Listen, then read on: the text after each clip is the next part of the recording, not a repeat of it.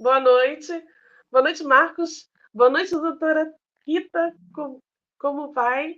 É, é muito bom recebê-la aqui novamente no canal. Muito bem-vinda, seja muito bem-vinda. Seja muito bem-vindo todos vocês. Nós estamos no Rio de Janeiro, falando aqui do Rio de Janeiro. A doutora Rita está na Bahia. Marcos vai falar mais sobre isso quando apresentar a doutora Rita. Eu queria dizer para vocês que nós estamos no 34º Conversando no Micromeio.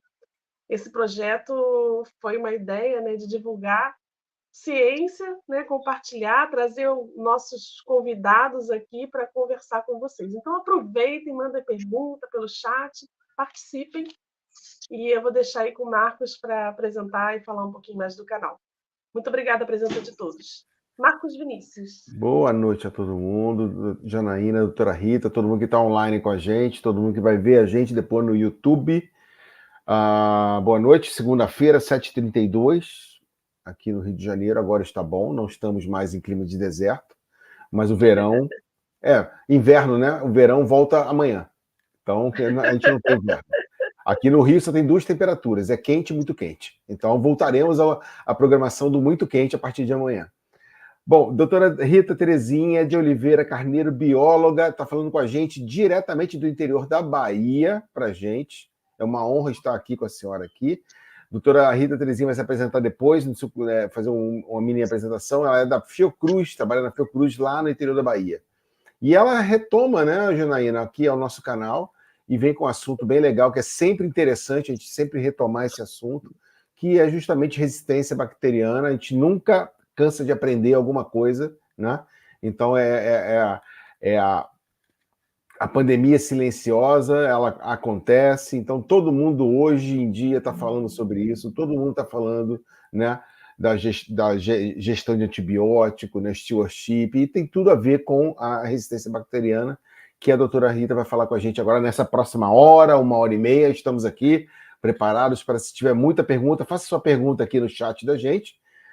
Não deixe de virar sócio do Micromeio, você vai contribuir com um pão de queijo para a gente por mês, e esse pão de queijo, com outros pães de queijo, vai ajudar a gente a manter a página no ar durante muito tempo. Então, contribua com seu pão de queijo aqui, R$5, todo mês, para virar sócio da gente e manter o Micromeio no ar nos próximos anos. Tá bom? Bom, doutora Rita, um prazer mais uma vez falar com a senhora, e a live é toda sua agora na próxima hora, 1h30. Vamos debater muito sobre isso.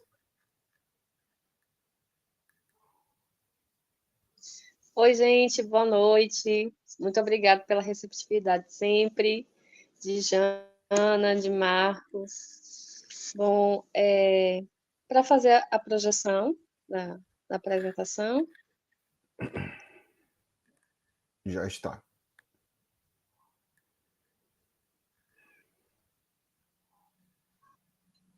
Pronto. Deixa só aparecer aqui, que aí eu vou, né, à medida... Para mim não está aparecendo ainda. A gente Bom, mas antes disso, a gente vai... Oi, doutora Rita, a gente está visualizando o título. Isso, Pronto, está tranquila aqui agora, Jana. Bom, então, só para fazer uma breve introdução, a gente vai falar um pouco sobre essa questão dos mecanismos de resistência antimicrobiana, dando um enfoque maior para a bactéria, e em seguida a gente vai fazer também uma breve apresentação sobre as novas perspectivas de tratamento ou de intervenções que possam controlar ou até mesmo combater o surgimento dessas novas infecções. Gente, por favor, qualquer situação de que vocês não estão conseguindo me ouvir e tal, podem sinalizar para mim, por favor, certo? A gente fala. Bom, fazendo uma breve apresentação, eu sou Rita Terezinha, falo agora, né, da cidade de Riachão de Jacuípe, que é a minha cidade natal aqui no interior da Bahia. Eu sou bióloga formada pela UFES, que é a Universidade Estadual de Feira de Santana. Logo em seguida, eu fiz mestrado em biotecnologia, fiz também especialização em gestão ambiental, especialização em biologia celular, especialização em saúde pública e, finalmente, o doutorado em ciências pela Fiocruz Bahia, onde eu trabalhei fazendo análise de genoma de bactérias, de Mycobacterium tuberculose, que são multidroga resistente, né, os tratamentos que são utilizados para o tratamento de anti-TP. E é justamente por conta da gente estar mais inserida nesse contexto de resistência antimicrobiana e também por estudar um pouco mais esse contexto, eu comecei a me preocupar muito com a questão do uso de fármacos, né? E, coincidentemente, surgiu a oportunidade de eu conhecer um pouco mais da nanotecnologia quando eu fui professora substituta da Universidade Federal da Bahia, que foi a UFBA, onde eu me apaixonei pela nanotecnologia e, consequentemente, venho até hoje, tentando abordar, discutir um pouco mais sobre esse processo, esses estudos como um todo. Nesse slide eu disponibilizo aí também o acesso para o Instagram, sempre posto coisas que possam ser interessantes, né, em relação à palestra, divulgo também o Micromeio, que é uma casa que eu gosto muito, enfim. E o meu e-mail, caso vocês precisem, por acaso, ter alguma dúvida, alguma interação diferente dessa daqui. Bom, só para fazer uma breve introdução, a questão sobre a resistência antimicrobiana, ela pode ser conceituada como a capacidade que o micro-organismo tem de resistir às drogas que são utilizadas justamente na perspectiva de combater esses micro-organismos, né, que são os fármacos conhecidos como antimicrobianos. Às vezes é meio complicado, porque quando a gente vai fazer uma palestra, uma apresentação, a gente tende a pensar que a gente que estamos conversando, na verdade, com pessoas que têm um certo conhecimento daquele tema que vai ser apresentado. Mas, infelizmente, a gente observou que nesse contexto de pandemia é necessário explicar o óbvio, né? E aí, sempre avisando mais uma vez que cada antimicrobiano ele é específico para um grupo específico também de micro-organismo. Então, antivirais se destinam para vírus, antibióticos são para bactérias, os antiparasitários são para os parasitas, né? E a gente não pode utilizar, por mais que exista, né, alguma influência externa, esses antimicrobianos de uma forma irracional, ou seja, de uma forma que a gente chama, inclusive, como uso off-label. Esse uso off-label de medicamentos, ele corresponde ao uso contrário ou diferente daquilo que está prescrito na sua bula.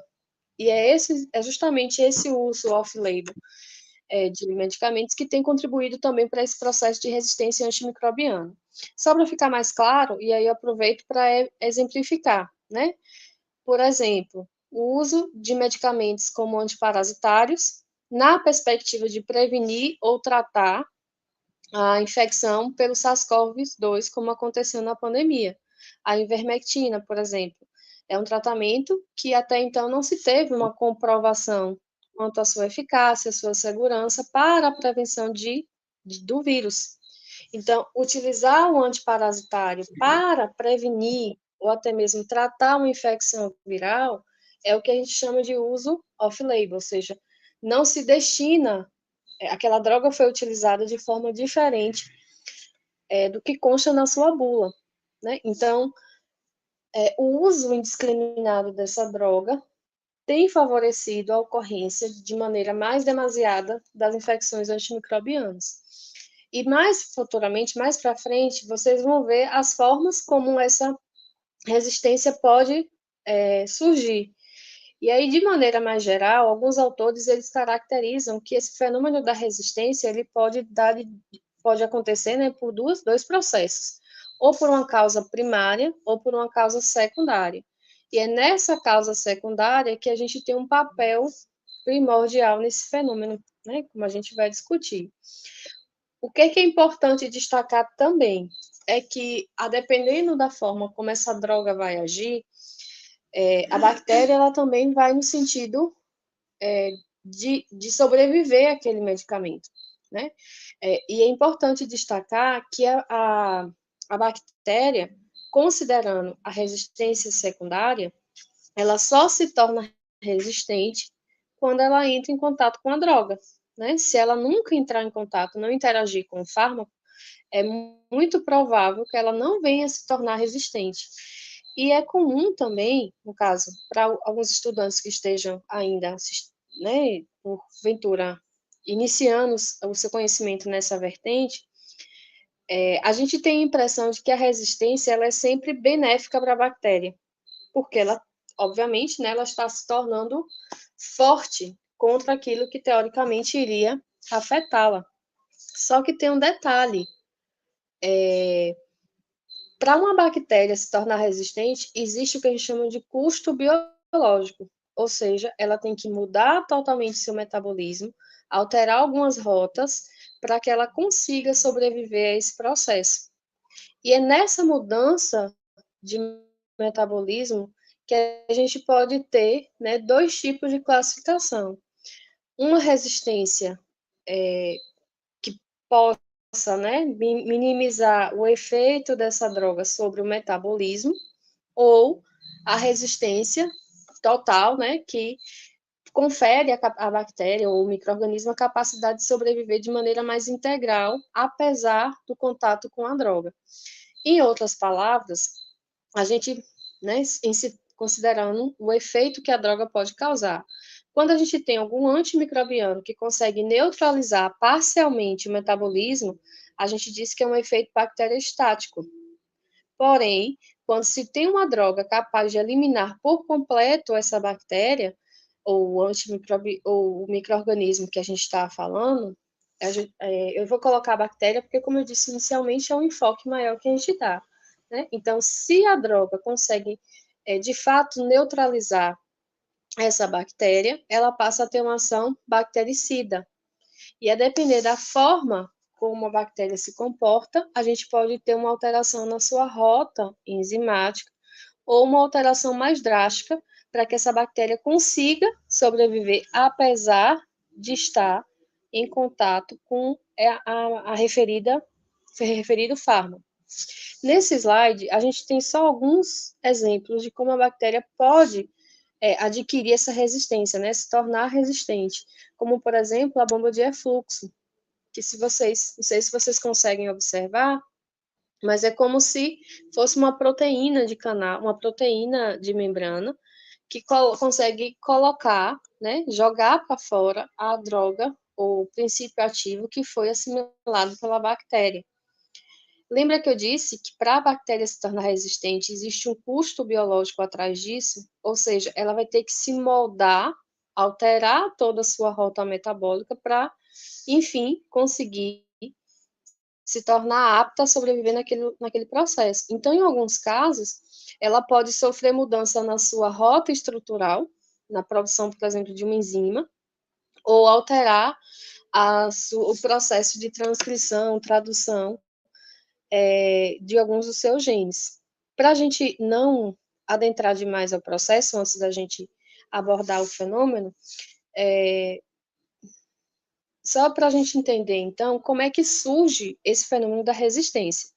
O cerne principal é o acúmulo de mutações que vai acontecer no genoma dessas bactérias, na verdade, de todos os micro-organismos. Nessa imagenzinha aqui de um genoma, a gente tem o Mycobacterium tuberculosis, na cepa conhecida como HRV37. Quem trabalha com análise de genoma, a gente sempre coloca uma linhagem que seja susceptível, que nesse caso é esse genoma que eu citei há pouco.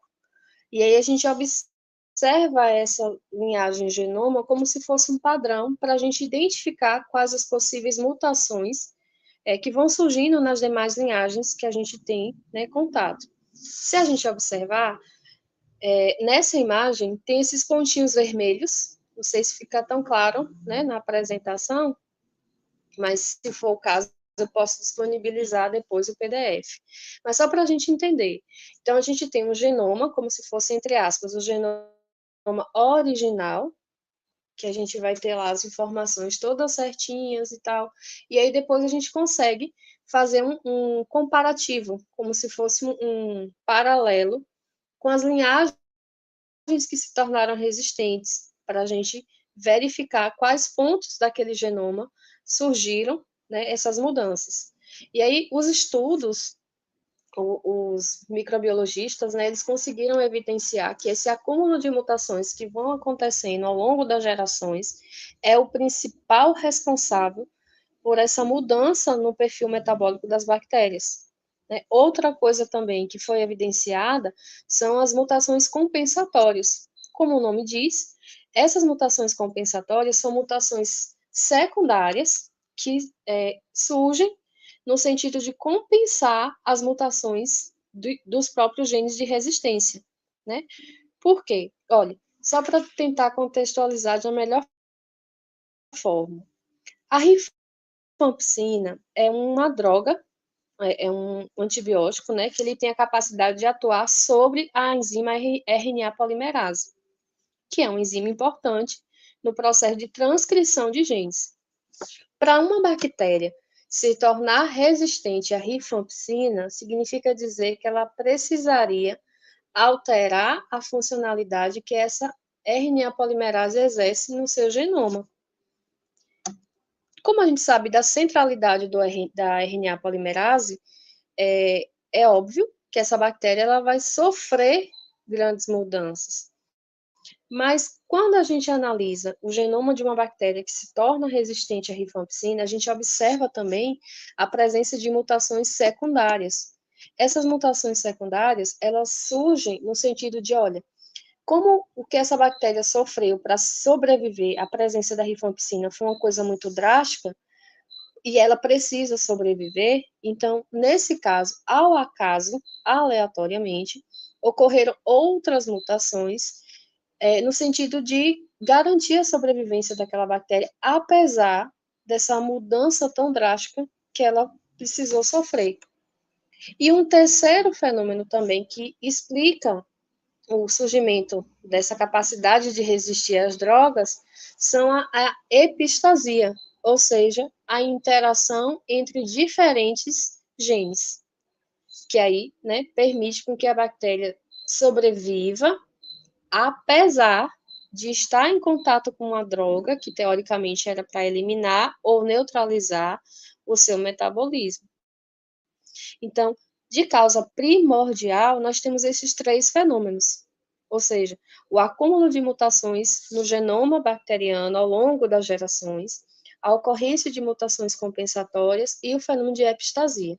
Para além dessas causas, nós temos também os mecanismos genéticos que as bactérias podem apresentar, como tradução, transdução, conjugação, né? Que são mecanismos que as bactérias se utilizam para adquirir uma variabilidade genética maior.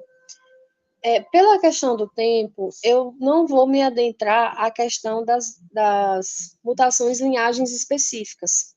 O que significa dizer isso? Que apesar da gente ter um complexo de micro-organismos, de bactérias, existem algumas linhagens que elas se tornam mais aptas a se tornarem mais resistentes. Para tentar contextualizar. Na Mycobacterium tuberculose, nós temos o complexo de Mycobacterium tuberculose. O que significa dizer? Que nós temos diferentes linhagens bacterianas, todas elas classificadas sistematicamente como Mycobacterium tuberculose, mas que apresentam algumas características inerentes que permitem subclassificá-las em linhagens diferentes. E aí depende também das famílias, né? Tem família lã, família beijing. E aí o que se observa? Que as linhagens mais recentes, né?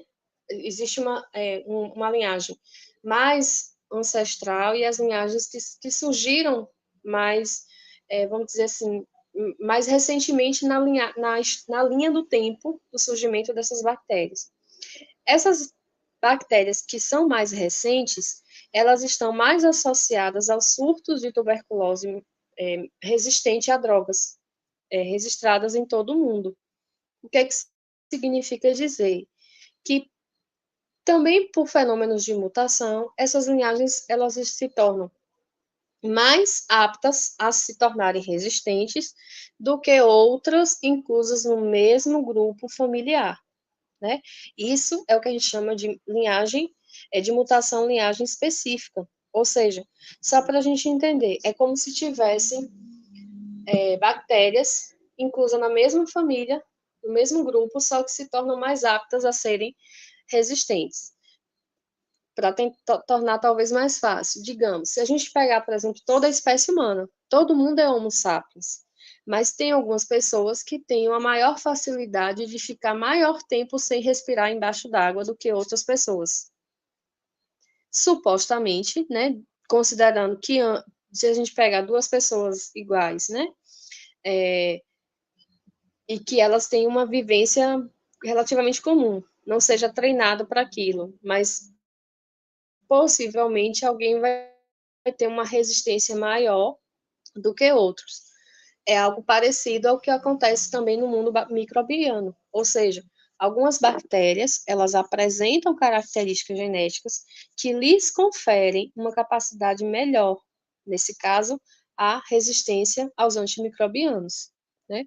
Tirando essa parte genômica, que é o que a gente chama de resistência primária, existe o que a própria Organização Mundial da Saúde sugeriu, elencou, na verdade, algumas ações humanas que têm contribuído para o surgimento de novas linhagens resistentes, como, por exemplo, a superutilização, a superprodução de antibióticos, o desgaste de forma incorreta, né, desses medicamentos, principalmente os antimicrobianos, o uso de antibióticos como aditivos alimentares na ração de animais que ficam confinados, como, por exemplo, rebanho bovinos, as aves, a utilização, né, a explicação para que se utilize antibióticos na ração de animais é na perspectiva, primeiro, de evitar com que esses animais fiquem doentes, e segundo, porque utilizando antibióticos, eles meio que controlam o processo de crescimento de bactérias patogênicas, favorecem as bactérias simbióticas no lume intestinal desse animal e, consequentemente, elas produzem os aminoácidos não essenciais que favorecem o ganho de peso para esses animais que estão em rebanho. Então, a prática de se utilizar antibióticos como aditivo alimentar em ração animal já é algo praticado desde a década de 60, pelo menos aqui no Brasil. E não se tem até então um controle assim tão efetivo no sentido de não permitir com que essa prática ocorra. Nos Estados Unidos, existe um mecanismo relativo parecido a algo de boicote, ou seja, de não utilizar carne de animais que foram tratados com antibióticos, no sentido de proibir ou tentar reduzir mais essa prática. Uma outra coisa que a própria OMS sinaliza é a questão do controle da infecção hospitalar. Hoje a gente já tem, né, os centros de regulação, de controle de infecção hospitalar, que minimiza muito essa questão, que inclusive deve ser composta por uma equipe multidisciplinar, e isso inclui, por exemplo, farmacêuticos que podem sugerir, quando necessário, né, quando factível de se fazer, a troca de algumas drogas para evitar ao máximo o uso de antibióticos. A falta de higienização também é um fator que tem contribuído muito para a questão da resistência antimicrobiana. Além da questão da falta de higienização, a oferta de higienização, mas de forma irregular, como, por exemplo, a falta de saneamento básico ou o manejo inadequado de determinados rejeitos, que pode favorecer a interação de bactérias, que em outras situações, em outros contextos, não aconteceriam. Eu tenho visto, e foi algo até que me chamou a atenção, que nesse período de pandemia, inclusive, né, se potencializou os cuidados que se tem com os banheiros dos aviões. Por quê? O vaso sanitário, a pia que se utiliza naqueles ambientes, é um local que pode favorecer bastante a interação de diferentes grupos bacterianos. Porque se você pensar, um avião ele sai de um país carregando 200, cerca de 300 pessoas, considerando, né, passageiros, tripulantes, enfim. de um lugar para outro, que tem um isolamento geográfico natural, mas que por conta desse processo de comunicação, né, de viagens, esse isolamento geográfico acaba se tornando nulo, o que permite a interação de diferentes grupos bacterianos, né? E que tem favorecido também esse fenômeno da resistência antimicrobiana. E, por fim, a OMS ela destaca a ausência ou a demora na produção de novos medicamentos, né? E isso tudo ele vai sendo somado e oferece como consequência esses fatores que estão elencados nesse slide, como por exemplo, né? A resistência antimicrobiana ela tende a afetar principalmente, mas não excludente, né, crianças, idosos e imunocomprometidos. Isso porque se a gente considerar que as crianças, dependendo da idade, ele não tem ainda um repertório imunológico bem desenvolvido, né? As células de memória ainda estão sendo produzidas, então a capacidade de resposta adquirida, ela ainda não é tão efetiva, e a gente sabe que determinados, por exemplo, infecção viral, ela conta com a participação de células como a NK, células que são citotóxicas, que têm a capacidade de inutilizar a própria célula do corpo, mas no sentido de precaver, proteger o nosso organismo. Então, crianças ainda, dependendo da idade, elas não têm esse bom desenvolvimento, da mesma forma como os idosos, que, né, a partir de 60 anos, ou, claro, considerando todo o metabolismo, a fisiologia desse corpo, a gente tem um decaimento da resposta imunológica desses indivíduos. E os imunocomprometidos, como o próprio nome diz, a resposta imunológica ela se dá mais comprometida em função de algum medicamento ou né, em resposta de alguma patologia.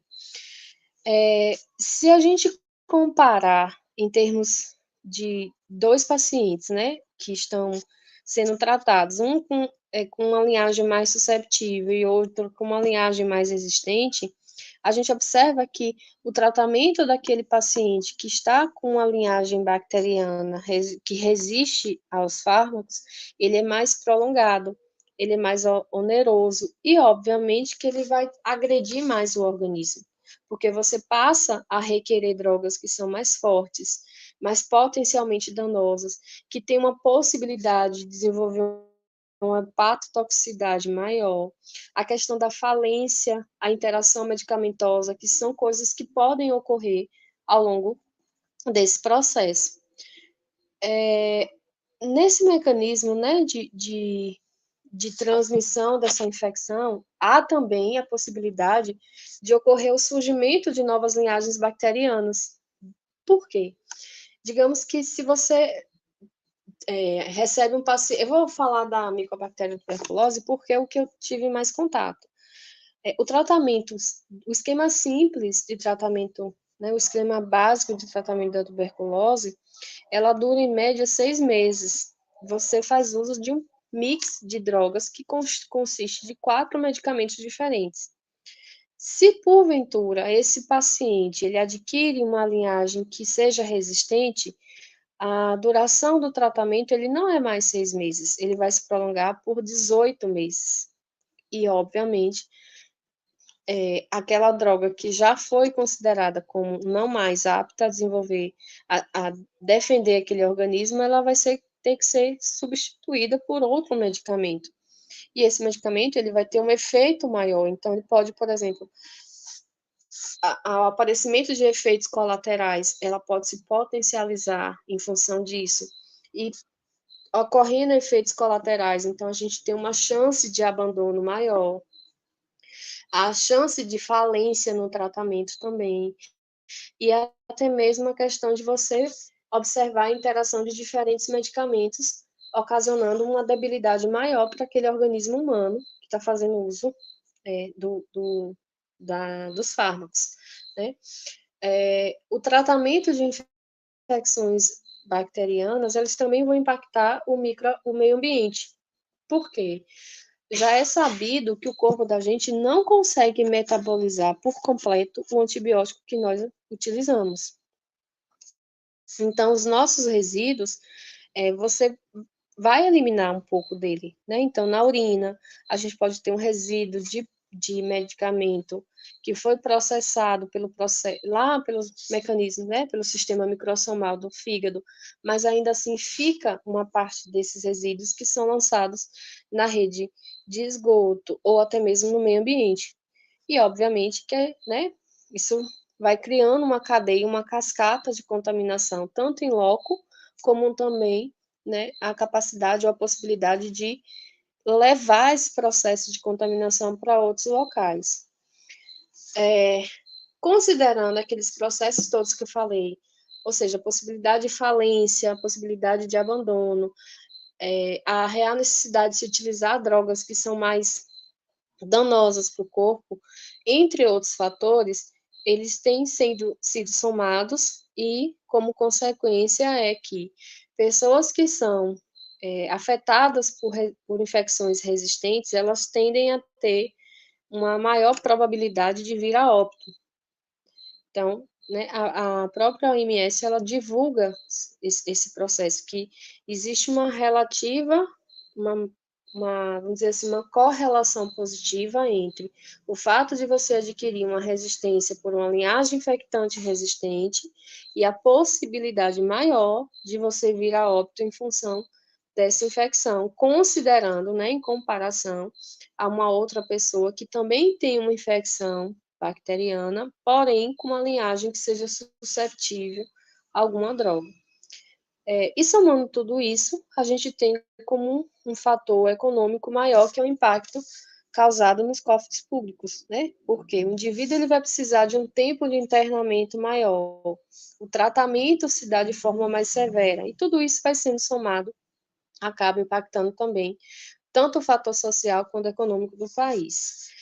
O Marcos, ele até falou no início sobre a questão da pandemia invisível, né?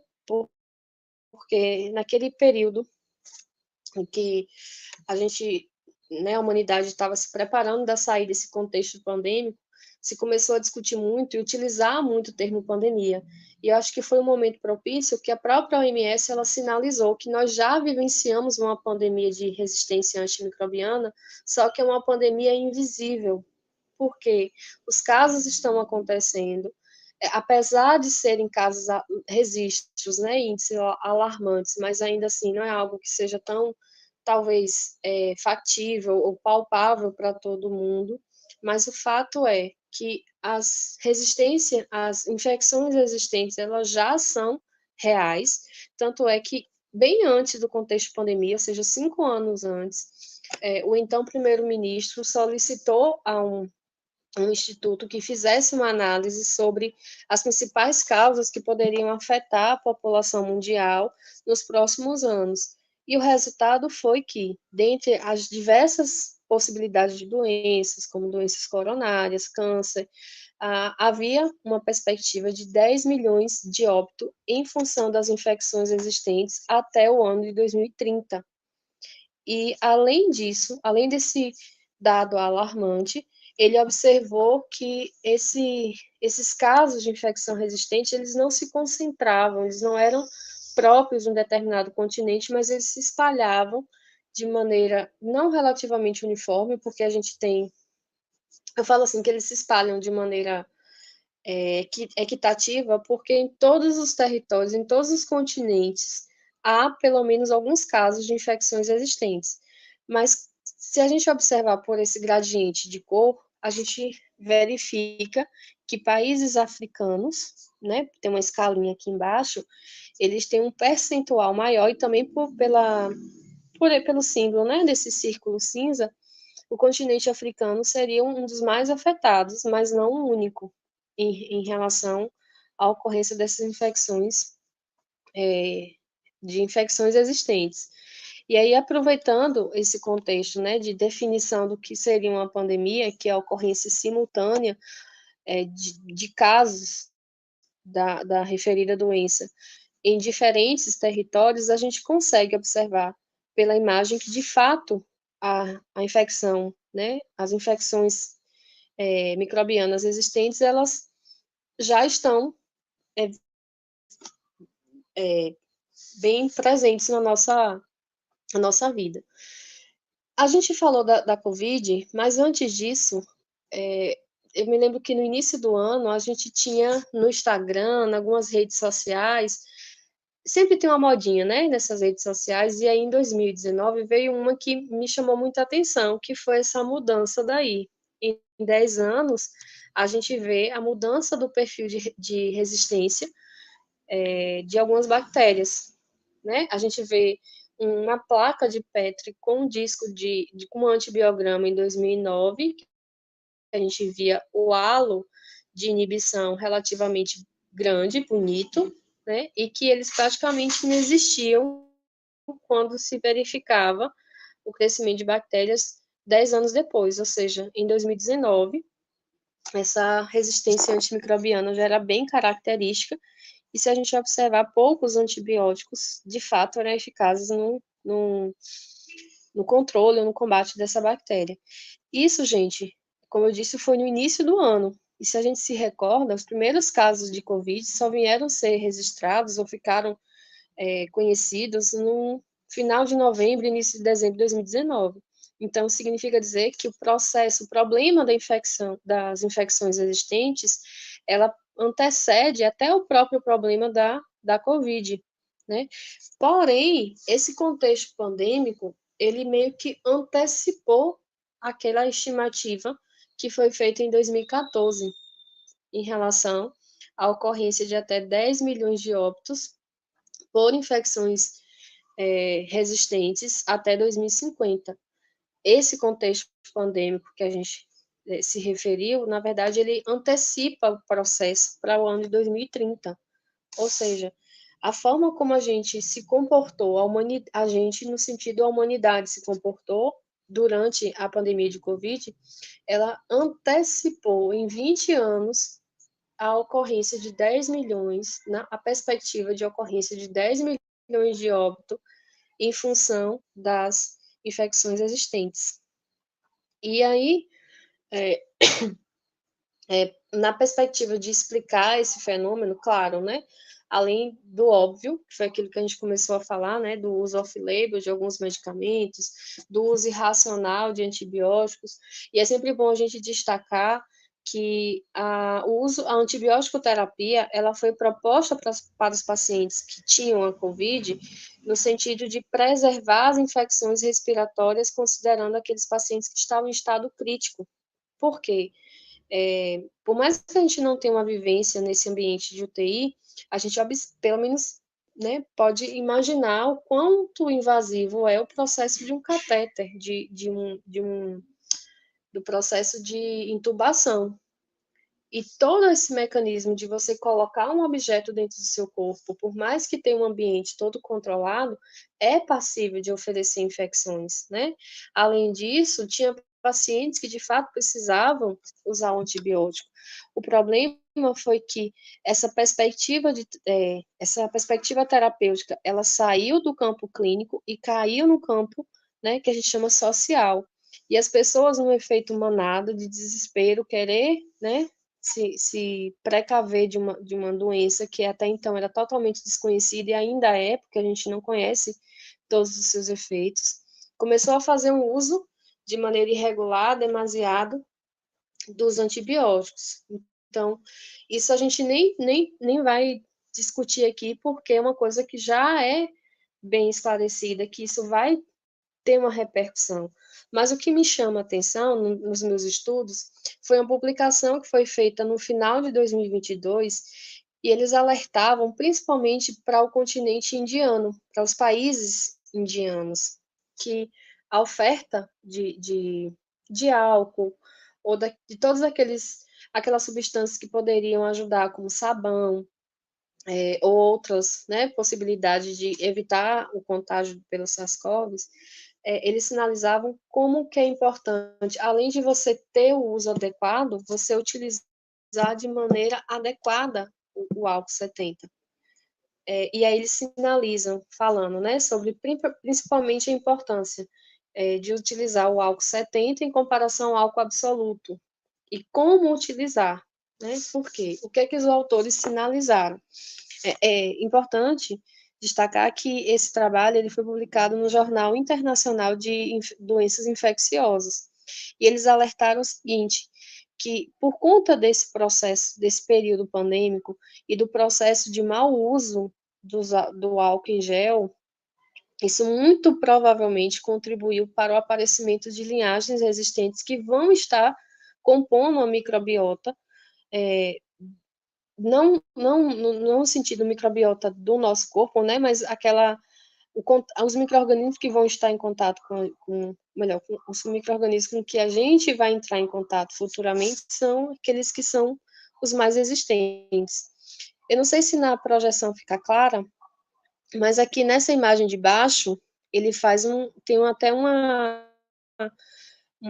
como se fosse um antibióticozinho, né, de cor mostarda, e aqui no meio tem como se fosse como se fosse aquele negocinho de aspergir álcool em gel passando na mão.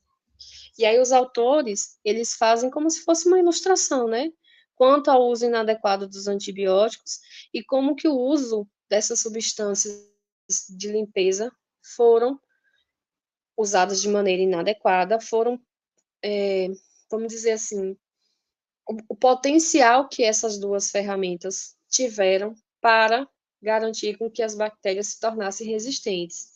E ele chama atenção porque o álcool, compostos quaternários, que são aqueles que são utilizados para fazer asepsia de fomites, né, de equipamentos, utensílios nos hospitais, fenóis, peróxido de hidrogênio, ele tem um potencial mutagênico. Então, a forma de usar demasiado ou não utilizar de forma incorreta, no sentido de deixar o tempo necessário, digamos, para a gente esterilizar algum equipamento, teria que deixar equipamento ou utensílio, né? Teria que deixar 40 minutos em contato com tal substância. Pela rotatividade ou pela falta de substância, né, desse produto, não conseguiu deixar os 40 minutos, deixou menos tempo. Isso, como consequência direta, significa que não conseguiu higienizar de maneira adequada o tal utensílio. Por outro lado, né, em contrapartida, as bactérias que estavam ali entraram em contato com aquela substância, óbvio que eles têm um papel, né, de eliminar, né, tem uma ação bactericida ou bacteriostática, mas aí deu tempo dessas bactérias ao longo de gerações se adaptarem e aleatoriamente estabelecerem estratégias que podem garantir ou pelo menos favorecer a sobrevivência dessas linhagens quando entrarem em contato com essa substância. O cloreto, que tem propriedades bactericidas, mas que, por outro lado, podem estimular uma nova readaptação das bactérias, né? Ou seja, a forma de utilização dessas substâncias podem ter proporcionado um ambiente favorável para que as bactérias se tornassem resistentes e, consequentemente, evoluíssem num contexto que só elas sobrevivam, né? E que isso vai ter uma repercussão grave para a gente. E aí, novamente, a gente volta para a questão da problemática. Como que a gente vai tratar infecções bacterianas, né, a partir desse processo todo que a gente tem se comentado? Principalmente considerando essa lacuna que nós temos em termos de produção de uma nova droga. Quem é da área farmacêutica, muito provavelmente sabe que tem um tempo específico para se produzir, comercializar, testar um novo medicamento. Tem aquelas fases todas de estudo clínico, né? Fase de segurança, de eficácia e tal. Então, leva-se um tempo grande para que até esse medicamento que foi testado chegue até a prateleira e possa ser comercializado de maneira racional para a população de maneira mais geral. Só que, por conta dessa demora, em contrapartida, a gente tem um ambiente que está favorecendo a evolução dessas bactérias num tempo muito mais rápido. É como se, de outras palavras, a gente está vendo as bactérias crescendo, evoluindo, no sentido de se tornarem resistentes. O processo de produção de droga está aqui estagnado, parado, não está evoluindo. Ou quando se tem a droga, lembra que eu falei que pelo processo de resistência secundária, essas bactérias, elas podem se tornar resistentes a ela, né? E aí a gente tem uma equação que não fecha. E é justamente nesse sentido que a gente cria o elo dessa conversa que a gente está tendo. Nós falamos um pouco sobre a questão dos mecanismos de resistência e agora a gente começa a ver como que a gente pode, né, quais as novas perspectivas ou possibilidades de tratar essas infecções. E é aí que vem as nanopartículas, ou, né, os dispositivos nanoparticulados. Nessa imagem, eu gosto muito de utilizar ela porque ela é bem didática. Ela mostra quais as possibilidades que as nanopartículas têm de inutilizar uma bactéria ou, né, outros micro-organismos em se tratando de infecções resistentes. Eu vou só sinalizar depois o que é uma nanopartícula, até para meio que explicar melhor, que fique mais claro para quem está assistindo, mas antes, só para não perder o elo, né, para a gente entender como que essas estruturas elas podem ser utilizadas no sentido de combater as infecções bacterianas. Essas nanopartículas, elas são tão pequenininhas, têm dimensões nanométricas, que elas podem se aderir inicialmente à superfície da membrana plasmática ou da parede celular das bactérias. Isso, consequentemente, vai alterar a permeabilidade dessa estrutura e aí, consequentemente, as bactérias elas não conseguem mais ter o seu controle osmótico. Isso pode induzir ciclos, né, de rompimento nessa célula e, obviamente, acaba meio que matando a célula bacteriana. As nanopartículas elas também podem ser utilizadas contra fungos, leveduras e parasitas. E nesse caso, elas têm ainda vamos dizer assim, uma nova estratégia, uma estratégia adicional de eliminar esses micro-organismos, que é causar o estresse oxidativo dentro dessas células.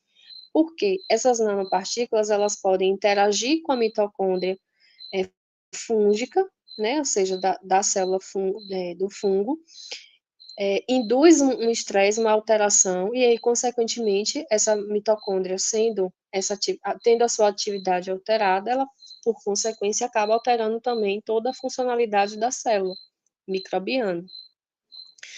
Já se comprova também que essas nanopartículas, ela tem uma genotoxicidade, ou seja, ela pode matar ou induzir a célula à morte por conta da alteração no genoma, porque elas, por conta do tamanho nanométrico, elas conseguem interagir com as bases, né, as bases nitrogenadas, alterando a sua configuração, e isso, por consequência, acaba, né, alterando todo um processo de transcrição, tradução, enfim.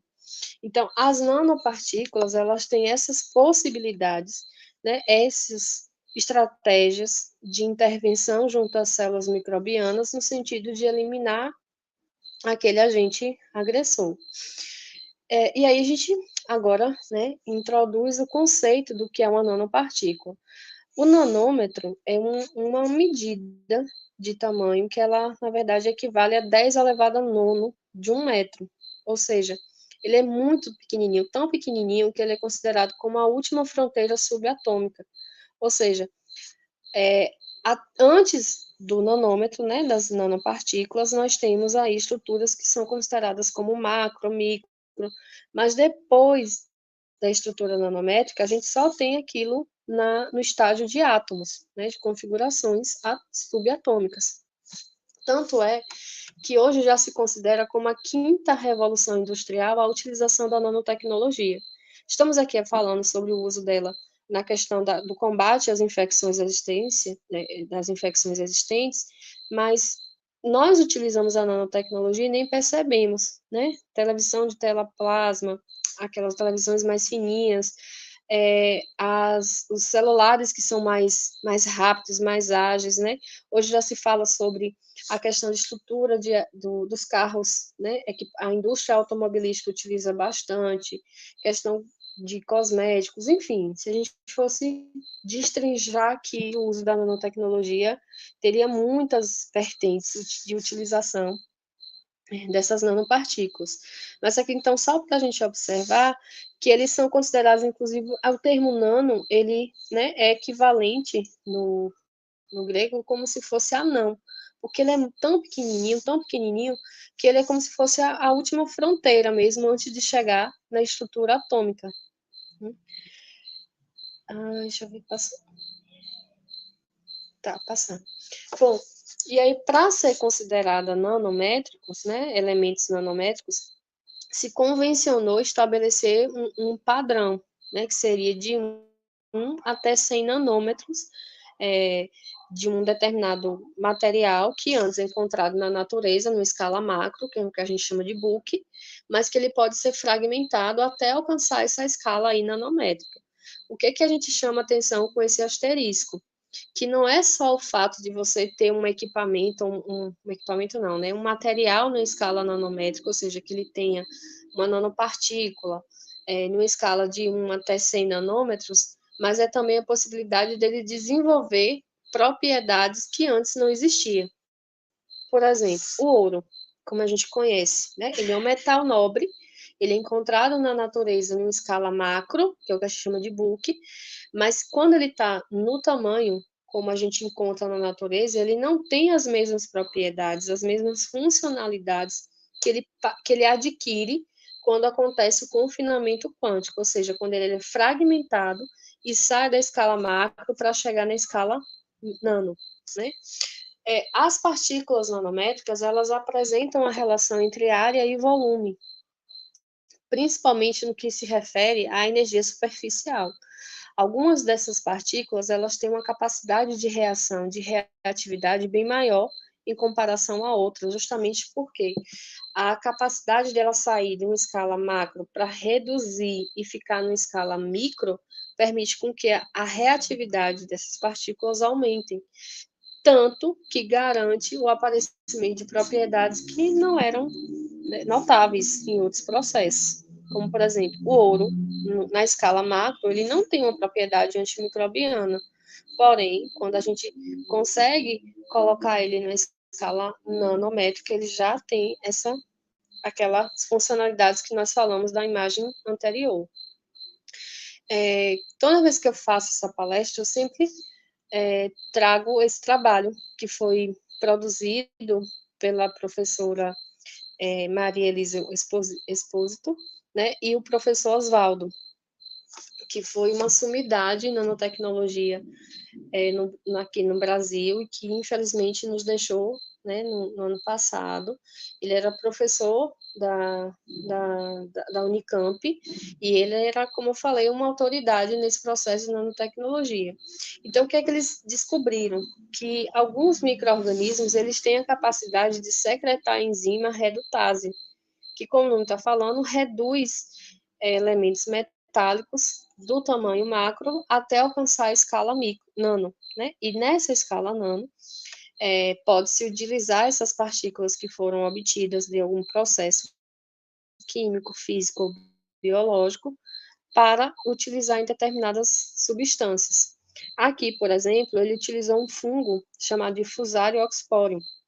É um fungo filamentoso, e esse fungo ele foi cultivado em meio líquido até que se obteve, né, a redução, né, se obteve o extrato desse fungo, e esse extrato fúngico ele teve a capacidade de reduzir nanopartículas. Após confirmar a síntese dessas nanopartículas, se pegou o tecido e mergulhou, né, na solução de tal essas nanopartículas, e depois observou, como mostra essa imagem aqui, no microscópio eletrônico, e, consequentemente, a equipe, né, de pesquisadores conseguiu evidenciar que tecidos que antes não tinham propriedade antimicrobiana, agora têm. E aí, qual a vantagem? O que é que isso demonstra? É porque se a gente consegue impregnar nanopartículas em tecidos, e esses tecidos depois, eles podem ser utilizados como lençóis de hospitais, cortinas das salas, pode-se utilizar essa mesma técnica para produzir aquela roupa privativa dos médicos que vão para a UTI, aventais, né? Isso é uma forma de combater as infecções sem necessariamente utilizar antimicrobianos. A partir desse experimento, né, a gente tem aí a possibilidade de fazer inúmeras outras atividades. Essa menina bonita que está aí na foto foi minha aluna de iniciação científica da faculdade do Centro Universitário Unimã. Ela foi contemplada pela Bolsa FAPESB de iniciação científica, e a gente conseguiu evidenciar a presença da enzima nitrato redutase em alguns fungos que causavam podridão vermelha na fibra do sisal, né? E o que é que a gente observou? Que se esse fungo ele é uma que a gente chama de biofábrica, né? Ele consegue produzir essa enzima, essas nanopartículas que a gente obteve, a intenção era a gente colocar em substâncias, como por exemplo, géis de limpeza, para fazer limpeza de maçaneta de portas, para se utilizar em utensílios que fossem utilizados na parte da odontologia, para evitar justamente o processo de contaminação microbiana.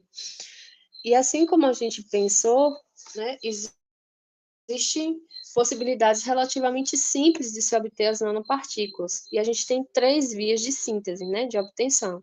A gente tem a via física, que aí nesse caso, como desvantagem, é só porque a gente requer altas energias, como por exemplo o uso de ablazão a laser, que você tem que colocar um raio laser sobre o material em bulk, como por exemplo um fragmento de ouro, de prata, e esperar que aquilo ali se fragmente mesmo, né, formando uma pluma, e logo depois ele vai se sedimentando para que a gente consiga obter aquelas nanopartículas. De vantajoso, essa técnica permite com que a gente controle tanto o tamanho e o formato, que é importante ressaltar, né, que o tamanho e o formato das nanopartículas pode influenciar como se fosse uma modulação quanto à sua propriedade, ou seja, ele vai ser mais eficaz ou menos eficaz no combate à infecção microbiana, dependendo do tamanho e do formato. Quanto menor, teoricamente, mais reativo, né? A outra possibilidade de se adquirir essas nanopartículas é pelo processo químico. Como está falando, se utiliza substâncias químicas no sentido de causar redução, a oxorredução de determinadas partículas, material em bulk, que ele pode ser utilizado como fonte para se obter essas nanopartículas. A desvantagem é que a gente pode gerar subprodutos tóxicos. E a síntese biológica, que se a gente observar até então, ainda não tem dados em relação a desvantagens, e a grande vantagem dela é que a gente não precisa utilizar energias ou material, né, tóxico, químico, não precisa se utilizar nada, e pode-se testar substâncias que são produzidas como metabólitos secundários de diversos organismos, né? Fungos, bactérias, plantas também, eles têm a capacidade de produzir de secretar a enzima, e essa enzima, por sua vez, é que vai ser utilizada para a produção dessas nanopartículas. De posse disso, a gente tem aí uma infinidade de possibilidades de utilizar nanopartículas no processo de combate às infecções. A gente falou do trabalho do professor Oswaldo, né, que impregnou tecidos com nanopartículas. A gente viu a possibilidade de utilizar esses tecidos nos locais, em unidades hospitalares, enfim. Mas a gente tem outras infinitas possibilidades de se utilizar nanopartículas, como, por exemplo, a produção de plásticos com nanopartículas investidas, que pode evitar a contaminação de alimentos. Enfim, tem muitas possibilidades, de fato, de se utilizar elas. Mas, apesar da gente ter essa perspectiva ampla e sempre cheio de brilhos, né, o que a gente tem que sinalizar também é as precauções, né? Tudo na nossa vida tem que ter uma certa parcimônia. E essa preocupação, ela tem desde a década de 70, quando a pesquisadora Eva, ela conseguiu evidenciar a presença de fluoreleno, que é essa estrutura aqui dessa bolinha, né, que foi encontrada em alguns peixes. O que a gente chama a atenção é que essa pesquisadora, ela conseguiu evidenciar que em determinados lagos que recebia um efluente de nanopartículas, a comunidade aquática, né, a comunidade apresentava algum comportamento diferente. E no caso dos peixes, ela começou a observar que eles nadavam contra a correnteza, algo incomum de acontecer com peixes, porque eles utilizam justamente a correnteza no sentido de facilitar o seu deslocamento. E aí, quando a pesquisadora recolheu algumas amostras, alguns espécimes desse peixe que apresentavam esse comportamento diferente, eles perceberam algumas alterações neurológicas e, né, no teste bioquímico foi evidenciada a presença dessa nanopartícula. Então, foi um sinal de alerta para que a gente entenda que apesar das inúmeras vantagens que a nanotecnologia nos oferece, é importante ainda considerar como que essa nanopartícula se comporta no ambiente, né? Tanto no ambiente natural, por exemplo, na água, como é que essa nanopartícula vai se assimilar com as plantas, o que é que ela pode causar no organismo, qual a concentração que ela pode, até quando se utiliza, qual a quantidade ou a concentração das nanopartículas que podem ser utilizadas. Quando se fala de toxicologia, geralmente a gente fala que para uma substância ser considerada droga ou veneno, ou remédio ou veneno, a gente utiliza a questão da dose, né? Trazendo essa informação para a nanotecnologia, a gente fala em relação ao tamanho. Qual o tamanho da nanopartícula ela é considerada como benéfica, ou a partir de qual tamanho, naquela escala de 1 até 100 nanômetros, ela pode ser considerada maléfica. Por quê? Observe, gente, se ela tem dimensões nanométricas, ela facilmente pode passar pela célula do corpo. E atravessando essa célula, para onde essa nanopartícula vai? Será que ela vai interagir com as mitocôndrias do ser humano, tal como acontece nos micro-organismos? Será que ela é muito fácil a conexão dela com o nosso material genômico? Será que ela pode induzir algumas mutações? Então, todas essas perguntas estão sendo feitas, né, em torno de todas essas intervenções nanométricas que têm acontecido.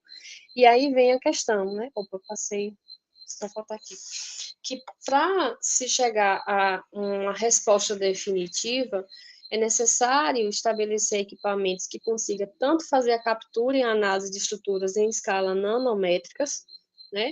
E que essa análise, apesar de ser em dimensões tão pequenininhas, elas possam gerar dados num contexto macro. Ou seja, por exemplo, se eu tomar um coquetel com nanopartículas para tratar alguma doença, né? No final das contas, ou até mesmo com uma forma, eu ia falar, mas mais no final, mas só para a gente entender que para contextualizar, as nanopartículas elas são consideradas atualmente como possíveis substitutos de antibióticos. Né? Não necessariamente no sentido de fazer uma suspensão oral para você tomar e matar a bactéria, né? Mas no sentido de você utilizar a nanopartícula em algum produto que você utilize, como um tecido, um plástico, um material, por exemplo, cirurgiões dentistas, eles vão utilizar equipamentos que são revestidos de nanopartículas e que têm a capacidade de inutilizar toda e qualquer infecção bacteriana. Mas também já se cogitou a possibilidade da gente tomar suspensão de nanopartículas assim para matar a bactéria. Mas aí é que está. Como que essas nanopartículas se comportam na nossa célula, no nosso organismo, né? Alguns estudos foram feitos, por exemplo, em torno da nanopartícula de prata em produtos tópicos, ou seja, em pomadas. E aí a pessoa passou uma pomada para tratamento de infecção. Um grupo de pesquisador disse que aquela nanopartícula de prata ficou no organismo do ser humano, outro já diz que a persistência dela foi logo resolvida pela depuração renal, ou seja, justamente pelo tamanho nanométrico dessas nanopartículas, elas foram assimiladas, mas logo depois eliminadas através da urina. Mas ainda existe não tem um consenso, na verdade, não tem uma agenda internacional que discuta sobre esse processo, né? Justamente por conta dessa problemática de você ter equipamentos que consigam, ao mesmo tempo, captar partículas que são em dimensões tão pequenininhas, mas que também possam gerar informações no contexto macro. Em se tratando de contexto internacional, no cenário internacional, os Estados Unidos e a União Europeia, eles ainda não têm um documento que fale assim, até tal concentração ou até tal volume você pode utilizar as nanopartículas com uma segurança comprovada. Mas algumas iniciativas privadas quanto ao uso moderado dessas nanopartículas já se tem discussão, né? Já se conhece. Porém, né, ainda existe a ausência, como eu falei, de uma agenda internacional, de leis, de protocolos que, de fato, evidenciem a real, como se fosse assim, o real cenário daquelas nanopartículas e quão elas são perigosas e o quão elas são benéficas para o organismo. E aí, apesar de a gente estar sempre falando que as nanopartículas ela têm um potencial grande, há sempre também necessidade de falar da ponderação, né, da moderação em relação ao seu uso. Como eu falei com Jana, dessa vez eu tentei me conter mais em relação ao conteúdo, para que a gente pudesse ter uma conversa. Não sei se eu me atropelei, se eu não fui tão clara em algum momento. De jeito Aí eu deixei esse nenhum. espaço para tirar. Eu quero agradecer, né, primeiramente, e dizer que é sempre muito bom recebê-la aqui, mas novamente eu vou falar isso, né? É um conteúdo sempre muito relevante, e eu sempre deixo para o Marcos ver se tem alguém. Eu estou no celular, então não estou conseguindo visualizar as Não perguntas. tem nenhuma pergunta do pessoal. O pessoal tá inibido hoje. Você tem alguma pergunta, Marcos? Eu tenho um comentário. Não, é bem legal falar de nanotecnologia, porque até um tempo atrás, até uns meses atrás, eu li alguma coisa lá do acelerador de partículas, lá entre a França e a Suíça, né? Que eles estão, além de tentar, né, trabalhar em cima de descobrir a menor partícula, né, o bóson de Higgs e por aí vai, né? Querem chegar no mínimo do mínimo mínimo. Eles estão tentando começar a utilizar as nanopartículas descobertas lá para tratar câncer. Ou seja, fazer uma radioterapia específica. E eu não sei. Então, como eles começam. Só que não é viável. Eu vi uma reportagem sobre isso, só que não é viável porque o custo é assim. Porque para você fazer o acelerador funcionar, você gasta, né, a energia de uma cidade inteira. Mas não é viável. Mas é interessante, porque se eles já estão procurando isso para tratar câncer, em um futuro talvez próximo, eles queiram começar a tratar a resistência bacteriana também, lá. Não sei, um paralelo talvez assim, mas talvez a nanotecnologia com certeza vai entrar na medicina nas próximas décadas, com certeza.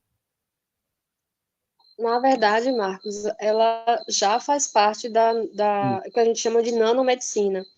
Já se utiliza, por exemplo, como nanodiagnóstico e nanotratamento concomitante. Né? Você, por exemplo, no tratamento de câncer, inclusive, eu não sei se é por conta do tempo mesmo, a gente tem o que a gente chama de lipossomas, que são vesículas, como se fossem vesículas, só que em escala nanométrica.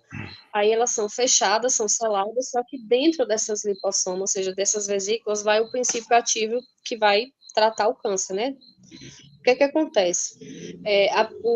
O indivíduo, o paciente que está lá com tumor, ele recebe uma suspensão dessas nanopartículas, como eu falei, né? Essas vesículas, e dentro dessas vesículas é que está o princípio ativo.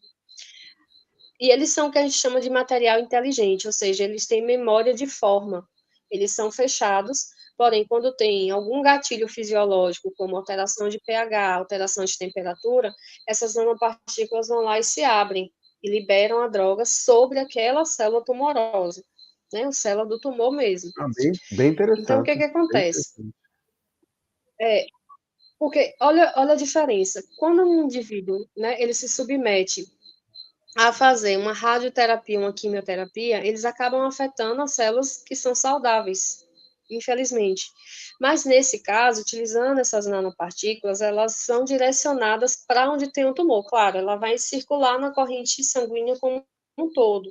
Só que né, os oncologistas, eles já evidenciaram que o pH do local que tem o tumor, ele é diferente do pH fisiológico. Então, quando essas nanopartículas encontram essa alteração de pH, ela se abre, libera a droga em cima do tumor e não afeta as células saudáveis do corpo. Então, isso garante uma sobrevida ao paciente, mas É interessante. a questão é que o que se tem se discutido dos desdobramentos é que, na verdade, é como se a gente colocasse um dinamite e implodisse o tumor. E aí começa a fragmentar ele. E como Aí a resolver questão agora esse... será que ele vai para outros lugares e você acaba com... Mas o futuro é esse. O futuro é esse. Temos uma Inclusive, a perspectiva. NASA... Pode falar. Pode falar. Não, pode complementar, Não, por favor. Já que assim, a NASA é uma das instituições que mais investe em nanotecnologia, no sentido de verificar o que a gente chama de nanorobôs. Porque imagine, você coloca todo o investimento para colocar um astronauta dentro de uma nave espacial para ir, sei lá, consertar alguma questão lá da estação espacial. Ele vai, mas ele não tem como voltar. Tipo, se o astronauta adquirir uma gripe, ou então, sei lá, porventura já estava doente e não foi detectado. Ele não tem como voltar, ele vai ter que esperar no mínimo 3 meses, né? Porque é um custo nesse processo como todo. Então, a NASA está investindo em nanorobôs, que eles são colocados dentro do corpo para verificar as alterações fisiológicas dos astronautas e, a menor detecção de alteração, já liberar aquilo que, teoricamente, seria o remédio. Não se sabe se, de fato, já está sendo utilizado, mas tem uma perspectiva de fazer a utilização, né, desse tipo de processo. Era só mais para complementar, que a nanomedicina, na verdade, já é uma realidade. Para aqui, ela ainda é muito limitada, mas para países europeus, Estados Unidos, isso já é uma constante. E no Brasil, o grande grupo que estuda nanopartículas são vocês na Bahia? Quem são as pessoas? Onde é que está essa... Podia falar um pouquinho disso, essa pesquisa? Quem quiser começar a estudar nanopartículas, a trabalhar com isso, como é que faz? Olha, eu gosto muito de discutir isso, porque, assim, teoricamente, a nanotecnologia deveria ser uma disciplina para todo e qualquer curso de ensino superior, e a gente não observa isso, principalmente cursos de farmácia, né, cursos de biomedicina, medicina, enfim. Mas, assim, existe aqui no Brasil um grupo referência, né, que é o Elinano, Laboratório Nacional de Nanotecnologia, que fica em São Paulo. Inclusive, lá, nós temos um acelerador de partículas, né? E tem também várias outras estruturas que atuam nesse sentido. Na verdade, foi uma iniciativa brasileira e, na verdade, um copia e cola do iniciativa dos Estados Unidos, né? 10 anos depois que os Estados Unidos ele percebeu o grande potencial da nanotecnologia, o governo federal aqui do Brasil ele também tem potencializado, contribuído muito para esse processo. Bacana. Inclusive, o Elinano, de vez em quando, ele, inclusive, faz como se fossem estruturas abertas. Convida os professores, aqueles profissionais, né, os pesquisadores renomados, e vão em algumas capitais divulgar o que eles são, o que eles desenvolvem lá, e no sentido de também incentivar outros pesquisadores a enviar os seus projetos para que eles possam analisar. Por exemplo, a gente não tem, é difícil você encontrar um microscópio de tunelamento, né, um microscópio de transmissão. Eles têm um equipamento desse. Então, se você está desenvolvendo uma tese, um trabalho, uma pesquisa que precise desse equipamento e você não consegue avançar nos seus resultados, justamente porque falta o equipamento, você pode escrever para ele, explicar o seu projeto, os objetivos, e aí, dependendo, né, de todo esse processo, eles conseguem fazer essa análise, claro, com uma parceria, né? E é bem interessante. E é importante esses espaços que a gente possa divulgar isso, porque a gente tem um potencial imenso e às vezes não se conhece, não se discute sobre isso. Sim. Maravilhosa, maravilhosa sempre. Muito obrigada, só tenho a agradecer mais uma vez pela sua palestra. Tem alguns pontos, né, que eu gostaria de falar, mas a gente no próximo comentário. Eu tenho só que eu não posso deixar de falar, né, porque quando você fala em resistência bacteriana, você menciona, né, o público infantil, né, agora, né, assim, como muito exposto à resistência bacteriana, assim como os idosos, né? E no público infantil, como não tem a autonomia de tomar o remédio, muitas das vezes são os pais, né, que dão, e ali quem está próximo, e aí eu faço só uma atenção, chamo uma atenção para isso, né? Gente, não dê antibiótico, né? Tentem não automedicar uma criança, né? Tentem, e assim os pediatras também, né? Tentem reduzir isso e não fazer a, a terapêutica de forma incorreta, como a doutora Rita mencionou, né? Antiparasita é para antiparasita, antifúngico é para fungo, e aí vai, né? A gente dá. Então, assim, cuidado com seus bebês, né? Eu só queria chamar atenção para isso, e eu só tenho a agradecer. Muito obrigada, doutora Rita, pelo seu tempo, pela sua aula, que foi maravilhosa. E obrigada a todos vocês que participaram, a professora Thaís Tacatan, que estava aqui, a Maria Dulon, e todos que mandaram mensagem aqui, participaram. Uma pessoa disse que chegou atrasada, não tem problema, a live está gravada, só ir lá no YouTube, ver desde o início, que vale muito a pena. Então, tudo de bom para vocês. A gente depois, você deixa uma mensagem final, tá, doutora Rita? O Marcos vai passar alguns recados, e aí você fecha a live, tá bom? Marcos? Tá bom. Bom, a gente agradece, doutora Rita, estar aqui quase uma hora e 20 apresentando esse assunto. Bem interessante, é sempre bem interessante a gente retomar um assunto de multiresistência envolvendo a nanotecnologia.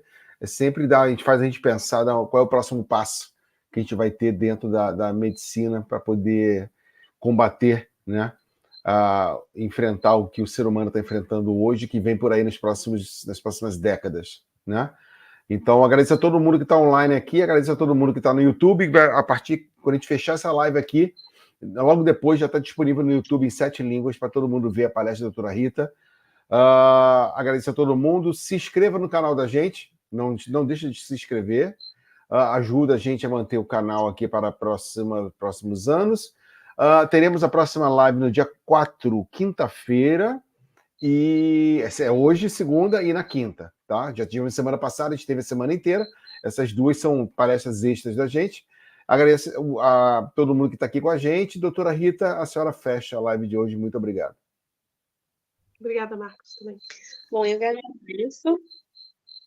agradeço muito a participação, a paciência de vocês por esperarem, né? A gente já tinha meio que tentado organizar isso antes, mas pela questão do trabalho não conseguiu. Mas é sempre um prazer estar aqui no Micromeio. Eu acho uma iniciativa muito bacana e necessária também, porque a gente está vendo o quanto é real a preocupação que a gente tem que ter com as bactérias e, como eu falei, é necessário falar o óbvio sempre, né? E cada vez mais que a gente tem esse espaço de conversa, de fala, é sempre importante, é necessário. Espero ter contribuído. Espero também encontrar com vocês outras vezes e fico à vontade, caso vocês queiram entrar em contato comigo, né? Muito obrigada, gente. Sim. Até mais. Obrigada. Tchau, boa noite para todos. Boa noite a todos. Tudo de bom para todos. Obrigada, doutora Rita. Marcos, obrigada. Tchau. Tchau.